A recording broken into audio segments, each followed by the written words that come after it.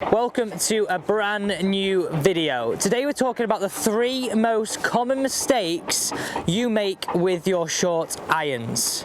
And no, I'm not in Manchester today. As you can see, we're in Lisbon. We're at Quinta da Marina, and this is the signature hole here, the 3rd. Now off the tee, this is leaving me a devilishly hard 100-yard shot.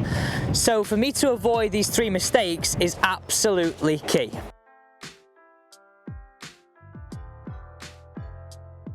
And if you look at all the top wedge players in the world, Zach Johnson be one of them, who won the Masters with his wedges, this is absolutely key.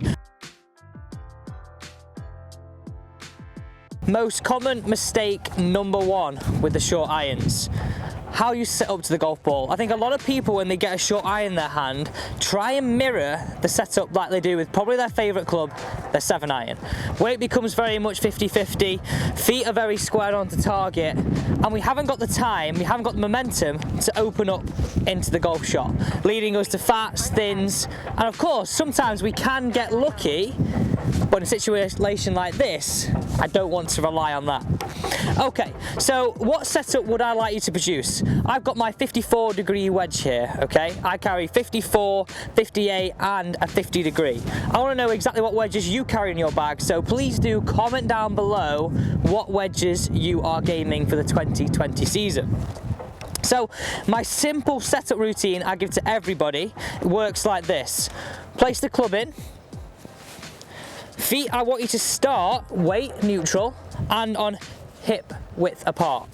From here, I like to feel with a shorter club, weight favours the left side slightly. Now, I kind of put a percentage on this of roughly about 60-65%, depending on how the length of the shot differs. As we get closer to the hole, that may get a little bit more towards the left. As we get a little bit further away, it starts to even out a little bit. But here's the key. We know we've got to get the weight left. I like to feel, whilst keeping my shoulders parallel to the ball's target line, can I feel as though I just pull my left foot back slightly, keeping the weight left, because now I've got an opportunity to clear these hips, work the arms and body together, and not rely on me scooping the golf ball. Because in essence, if we've got this weight 50-50, it's hard to get that low point ahead of the golf ball on such a short shot. So from the top, on the setup, biggest mistake number 1 is not making the setup look like you're hitting a short shot. So club in, weight just on the left side slightly, width of stance is shoulder width apart, pull the left foot back, keeping the shoulders square. Now we're ready to hit the shot. So before we get on to the biggest common mistake with the short irons number 2, don't forget, if you are enjoying this content, guys, please do subscribe and hit that thumbs up button as well as commenting down below what wedges you're gaming this year. So common mistake number 2 is all about tempo of the swing. So if we had a driver and we had a pitching wedge, we wouldn't want those tempos to be the same. One, we're trying to hit 300 yards down the fairway, the other, we're trying to have a lot of control. So let's go back to the 7-iron theory and trying to apply that swing to a short iron. We don't want that 7-iron tempo with the short irons. The analogy that I like to use, and what I kind of use in my short irons, is make it oily. So if it was oily and smooth, everything would work together. There would be no flashiness at the golf ball, off balance hits, and trying to hit this wedge 120, 130 yards.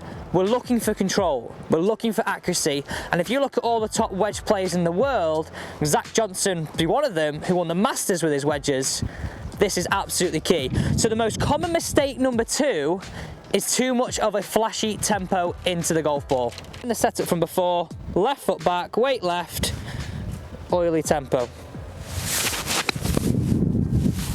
Common mistake number 3, and this is a massive one for me.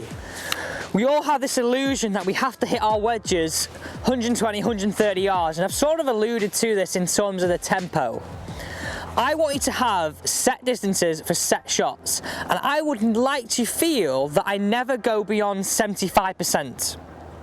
So what I mean by that is, for example, I could hit this wedge 100 yards, say, as my stock and as my full out stock, but I'd always want you to kind of keep around that 75% mark. So not hitting these wedges full out is absolutely key. Like we're thinking here, short irons, we're looking for control. Everything we're doing in the setup, we're looking for accuracy and control. Everything we're doing in terms of the tempo, we're looking for accuracy and control. So we've got to have the same theory in our head. We've got to have the theory that we're not trying to blast this and tell our friends how far we've hit this wedge. We're trying to make sure, okay, I've got this in here, a nice smooth one gets me to target. Not, I hit it 120, 130 yards and I just hit the green. Okay, this is the last one in there. Enjoy the view, let's hit this one in close. Oh, that's got some spin on it. It's gonna need it. Best of the bunch. So let's summarise the 3 biggest mistakes made with short irons. Number 1 was setup, and the keys to having the weight left, but the left foot pulled back slightly, and that is important in terms of low point. Number 2 was nice, smooth, oily tempo, and number 3, measuring that expectation of how far these wedges go. Thank you for watching today's video on Alex Elliott Golf, guys. Do not forget to become a subscriber, join this channel, and hopefully we're on our way to 50,000 subscribers.